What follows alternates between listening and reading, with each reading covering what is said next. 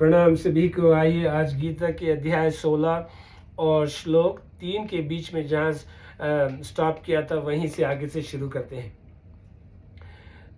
नाति मानती मानिता, एक मान्यता होती है और एक अति मान्यता होती है।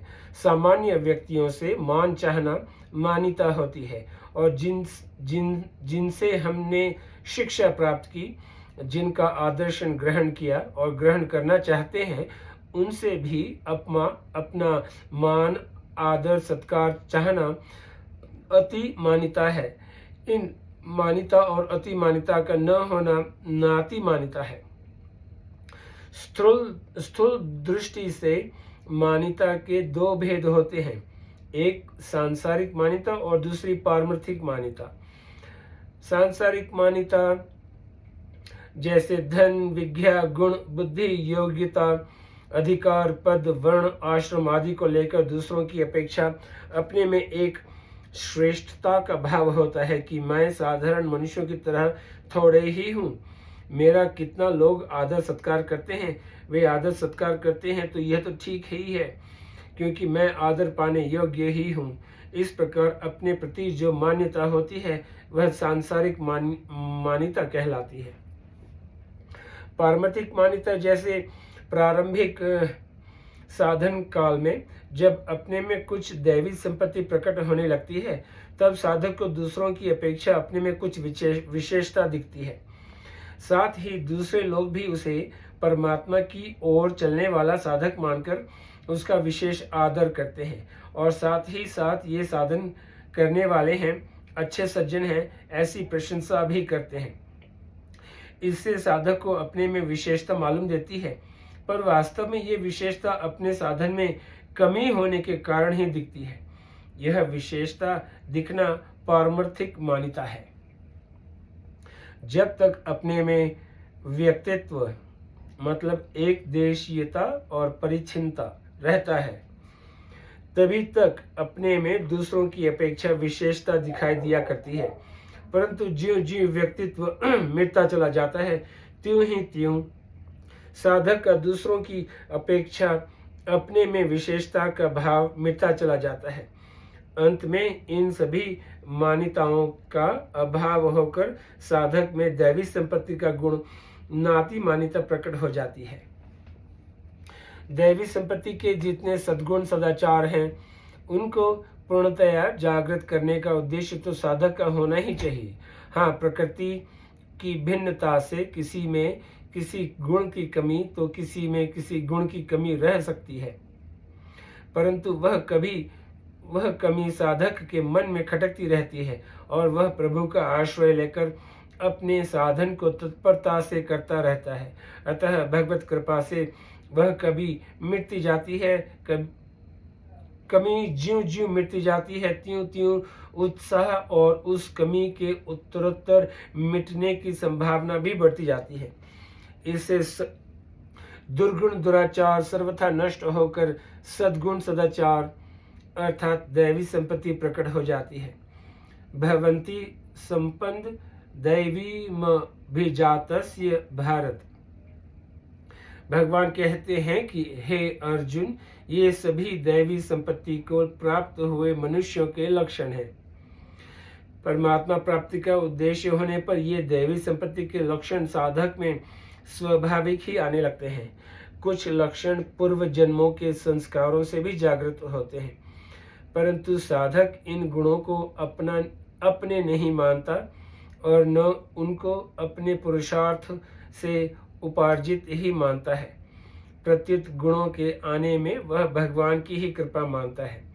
कभी ख्याल करने पर साधक के मन में ऐसा विचार होता है कि मेरे में पहले तो ऐसी वृत्तियां नहीं थी, ऐसे सद्गुण नहीं थे, फिर ये कहाँ से आ गए? तो ये सब भगवान की कृपा से ही आए हैं। ऐसा अनुभव होने से उस साधक को दैवी संपत्ति का अभिमान नहीं आता। साधक को दैवी संपत्ति के गुणों को अपने नहीं मानना चाहिए, क्योंकि यह दैव परमात्मा की संपत्ति है, व्यक्तिगत किसी की नहीं है। यदि व्यक्तिगत होती तो यह अपने में ही रहती, किसी अन्य व्यक्ति की नहीं रहती। इसको व्यक्तिगत मानने से ही अभिमान आता है। अभिमान आसुरी संपत्ति का मुख्य लक्षण है। अभिमान की छाया में ही आसुरी संपत्ति के सभी अवगुण रहते हैं। यदि दैवी संपत्ति से आसुरी संपत्ति पैदा हो जाए, मतलब अभिमान पैदा हो जाए, तो फिर आसुरी संपत्ति कभी मिटेगी ही नहीं। परंतु दैवी संपत्ति से आसुरी संपत्ति कभी पैदा नहीं होती। प्रत्युत दैवी संपत्ति के गुणों के साथ साथ आसुरी संपत्ति के जो अवगुण रहते हैं, उनसे ही गुणों का अभिमान पैदा होता है। अर्थात साधन के साथ कुछ कुछ असाधन रहने से ही अभिमान आदि दोष पैदा होते हैं। जैसे किसी को सत्य बोलने का अभिमान होता है, तो उसके मूल में वह सत्य के साथ साथ असत्य भी बोलता है, जिसके कारण सत्य का अभिमान आता है। तात्पर्य यह है कि दैवी संपत्ति के गुणों को अपना मानने से एवं गुणों के साथ अवगुण रहने से ही अभिमान आता है। सर्वथा गुण आने पर गुणों का अभिमान हो ही नहीं सकता। यह दैवी संपत्ति कहने का तात्पर्य यह है कि यह भगवान की संपत्ति है। अतः भगवान का संबंध होने से, उनका आश्रय लेने से शरणागत भक्त में यह स्वाभाविक ही आती है। जैसे शबरी के प्रसंग में राम जी ने कहा है, नवधा भक्ति कहूं तो ही पाही, सावधान सुनु धरु मन माही। नव महु एकऊ जिन्ह के होई, नारी पुरुष सचराचर कोई। सोई अतिशय प्रिय भामिनी मोरे, सकल प्रकार भक्ति दृढ़ तोरे। मानस। मनुष्य, देवता, भूत, पिशाच, पशु, पक्षी, नरकीय जीव, कीट, पतंग, लता, वृक्ष आदि जितने भी स्थावर जंगम प्राणी हैं, उन सब में अपनी अपनी योनि के अनुसार मिले हुए शरीरों के रुगुण एवं जीर्ण हो जाने पर भी मैं जीता रहूं, मेरे प्राण बने रहे, यह इच्छा बनी रहती है। इस इच्छा का होना ही आसुरी संपत्ति है। यजिर्यत्यपि देहेस्मिन् जीविताशा बलियसी। श्रीमद्भागवत। त्यागी वैरागी साधक में भी प्राणों के बने रहने की इच्छा रहती है, परंतु उसमें प्राण पोषण बुद्धि इंद्रिय लोलुपता नहीं रहती, क्योंकि उसका उद्देश्य परमात्मा का होता है, न कि शरीर और संसार। जब साधक भक्त का भगवान में प्रेम हो जाता है, तब उसको भगवान प्राणों से भी प्यारे लगते हैं। प्राणों का मोह न रहने से उसके प्राणों का आधार केवल भगवान हो जाते हैं। इसीलिए वे भगवान को प्राणाथ, प्राणेश्वर, प्राण प्रिय आदि संबोधनों से पुकारता है। भगवान का वियोग न सहने से उसके प्राण भी छूट सकते हैं, कारण कि मनुष्य जिस वस्तु को प्राणों से भी बढ़कर मान लेता है, उसके लिए यदि प्राणों का त्याग करना पड़े तो वह सहर्ष प्राणों का त्याग कर देता है। जैसे पतिव्रता स्त्री पति को प्राणों से भी बढ़कर प्राणनाथ मानती है, तो उसका प्राण, शरीर, वस्तु, व्यक्ति आदि में मोह नहीं रहता। इसीलिए पति के मरने पर वह उसके वियोग में प्रसन्नता पूर्वक सती हो जाती है। तात्पर्य यह हुआ कि जब केवल भगवान में अनन्य प्रेम हो जाता है, तो फिर प्राणों का मोह नहीं रहता। प्राणों का मोह न रहने से आसुरी संपत्ति सर्वथा मिट जाती है और दैवी संपत्ति स्वतः प्रकट हो जाती है। इसी बात का संकेत गोस्वामी तुलसीदास जी महाराज ने इस प्रकार किया है। प्रेम भगति जल बिनु रघुराई, अभियंतर मल कबहु न जाई। मानस। ये श्लोक यहाँ पर समाप्त हुआ। अब श्लोक 4 से शुरू करते हैं। संबंध अब तक एक परमात्मा ही परमात्मा का ही उद्देश्य रखने वालों की दैवी संपत्ति बताई, परंतु सांसारिक भोग भोगना और संग्रह करना ही जिनका उद्देश्य है, ऐसे प्राण पोषण परायण लोगों की कौन सी संपत्ति होती है, इसे अब आगे के श्लोक में बताते हैं। ये श्लोक 4। दंभो दर्पोभिमान अशुच क्रोध पुरुषयमेव च अज्ञानन चाभिजातस्य पार्थ संपदमासुरिम। मतलब पार्थ मतलब हे प्रथानंदन, दंभ करना, दंभो घमंड करना, दर्पोभिमान शुच अभिमान करना, क्रोध करना, कठोरता रखना और अविवेक का होना भी, ये सभी आसुरी संपदा को प्राप्त हुए मनुष्यों के लक्षण हैं। व्याख्या।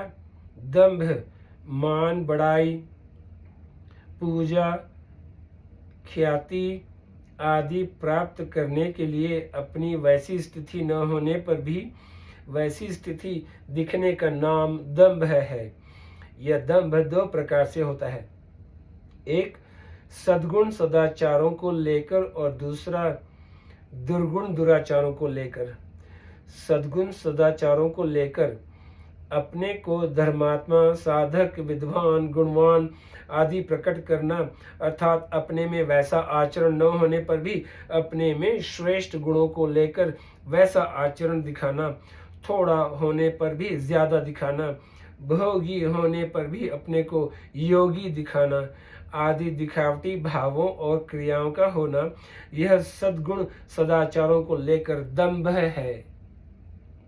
दुर्गुण दुराचारों को लेकर जिसका आचरण खान पान स्वाभाविक अशुद्ध नहीं है, ऐसे व्यक्ति भी जिनके आचरण खान पान अशुद्ध हैं, ऐसे दुर्गुणी दुराचारी लोगों में जाकर उनको राजी करके अपनी इज्जत जमाने के लिए, मान आदर आदि प्राप्त करने के लिए अपने मन में बुरा लगने पर भी वैसा आचरण खान पान कर बैठता है।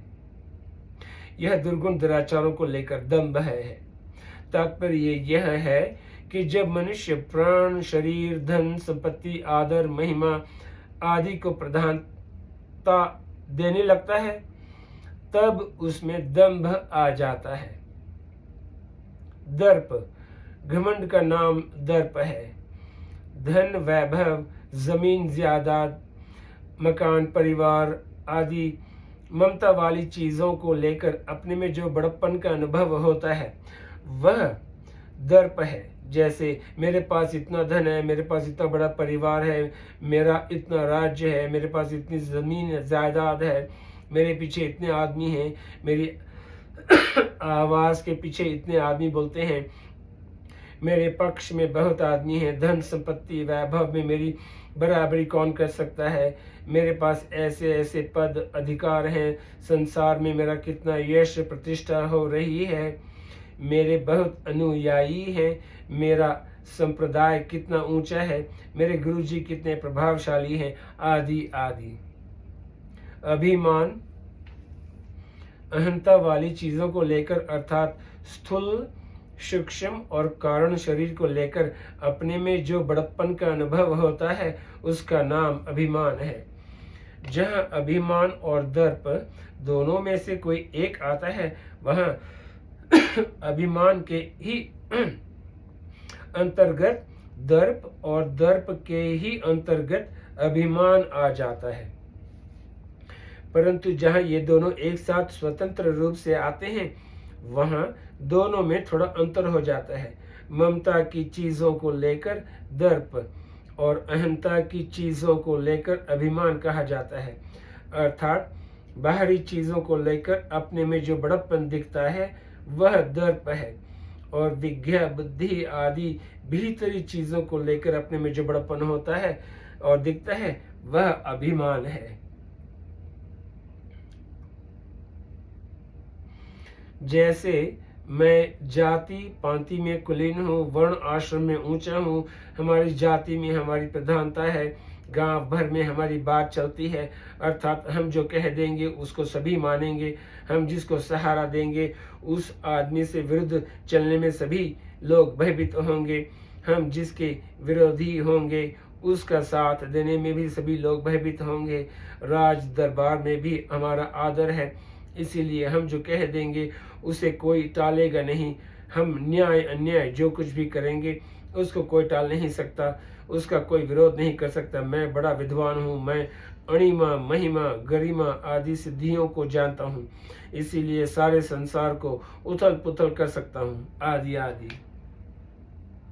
क्रोध दूसरों का अनिष्ट करने के लिए अंतःकरण में जो जलनात्मक वृत्ति पैदा होती है उसका नाम क्रोध है। मनुष्य के स्वभाव के विपरीत कोई काम करता है तो उसका अनिष्ट करने के लिए अंतःकरण में उत्तेजना होकर जो जलनात्मक वृत्ति पैदा होती है वह क्रोध है। क्रोध और क्षोभ में अंतर है। बच्चा उद्दंडता करता है, कहना नहीं मानता तो माता पिता उत्तेजना में आकर उसको ताड़ना कहते हैं। यह उनका क्षोभ मतलब हृदय की हलचल है, क्रोध नहीं, कारण कि उनमें बच्चे का अनिष्ट करने की भावना होती ही नहीं, प्रत्युत बच्चे के हित की ही भावना होती है। परंतु यदि उत्तेजना में आकर दूसरे का अनिष्ट अहित करके उसे दुख देने में सुख का अनुभव हो जाता है तो यह क्रोध है। आसुरी प्रकृति वालों में यही क्रोध होता है। क्रोध के वशीभूत होकर मनुष्य न करने योग्य काम भी कर बैठता है, जिसके फलस्वरूप स्वयं उसको पश्चाताप करना पड़ता है। क्रोधी व्यक्ति उत्तेजना में आकर दूसरों का अपकार तो करता है, पर क्रोध से स्वयं उसका अपकार कम नहीं होता, क्योंकि अपना अनिष्ट किए बिना क्रोधी व्यक्ति दूसरे का अनिष्ट कर ही नहीं सकता। इसमें भी एक मर्म की बात है कि क्रोधी व्यक्ति जिसका अनिष्ट करता है उसका किन्हीं दुष्कर्मों का जो फल भोग रूप से आने वाला है वही होता है, अर्थात उसका कोई नया अनिष्ट नहीं हो सकता। परंतु क्रोधी व्यक्ति का दूसरे का अनिष्ट करने की भावना से और अनिष्ट करने से नया पाप संग्रह हो जाएगा तथा उसका स्वभाव भी बिगड़ जाएगा। यह स्वभाव उसे नरकों में ले जाने का हेतु बन जाएगा और वह जिस योनि में जाएगा वहीं उसे दुख होगा। क्रोध स्वयं को ही जलाता है। क्रोधो ही शत्रु प्रथमो नराणा देह स्थितो देह विनाश नाय यथा स्थित काष्ठ गतो ही विन्हि स एव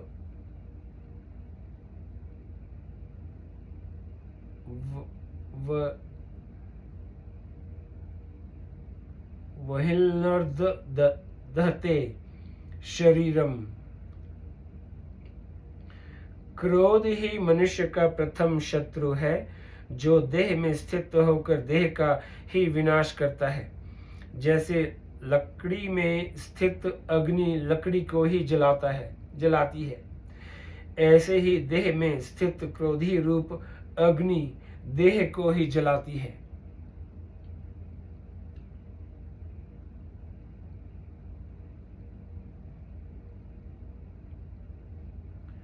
क्रोधी व्यक्ति की संसार में अच्छी ख्याति नहीं होती, प्रत्युत निंदा ही होती है। खास अपने घर के आदमी भी क्रोधी से डरते हैं। इसी अध्याय के 21वें श्लोक में भगवान ने क्रोध को नरकों का दरवाजा बताया है। इसी अध्याय के 21वें श्लोक में जब मनुष्य के स्वार्थ और अभिमान में बाधा पड़ती है तब क्रोध पैदा होता है। फिर क्रोध से सम्मोह से स्मृति विभ्रम से बुद्धि नाश और बुद्धि नाश से मनुष्य का पतन हो जाता है। आज यहीं पे समाप्त करते हैं इस श्लोक के बीच में। फिर कल इस श्लोक के बीच में से ही जहाँ से स्टॉप किया था वहीं से आगे से शुरू करेंगे। आपका बहुत बहुत शुक्रिया। नमस्ते।